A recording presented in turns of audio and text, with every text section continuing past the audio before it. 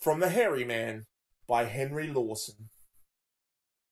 David and Jim were still moping wretchedly about the hut when, towards the middle of the afternoon, an angel came along on horseback. It was Jack Jones from Mudgy Budgy, a drinking mate of theirs, a bush telegraph joker, and the ne'er-do-well of the district.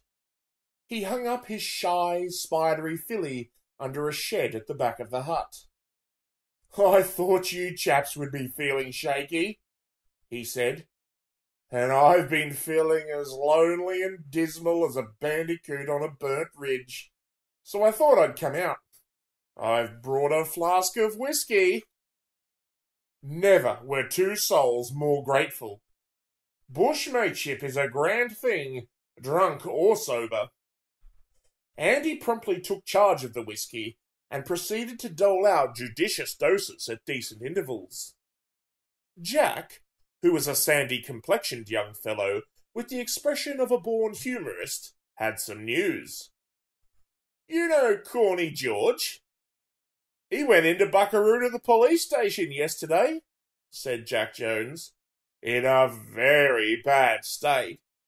He swore he'd seen the Hairy Man." "The whatter?" "Yes, the Hairy Man. He swore that the Hairy Man had come down to his hut the night before last, just after dark, and tried to break in.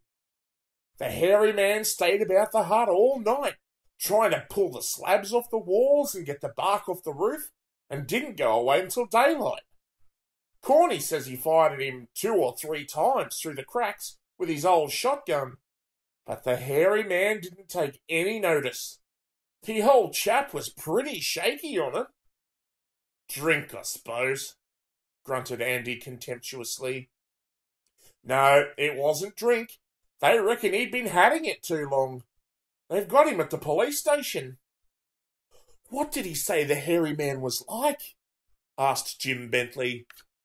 "Oh, the usual thing," said Jack. "About as tall as a man and twice as broad. Arms nearly as long as himself. Big, wide mouth with grinning teeth, and covered all over with red hair." "Why, that's just what my uncle said he was like," exclaimed Andy Page, suddenly taking great interest in the conversation.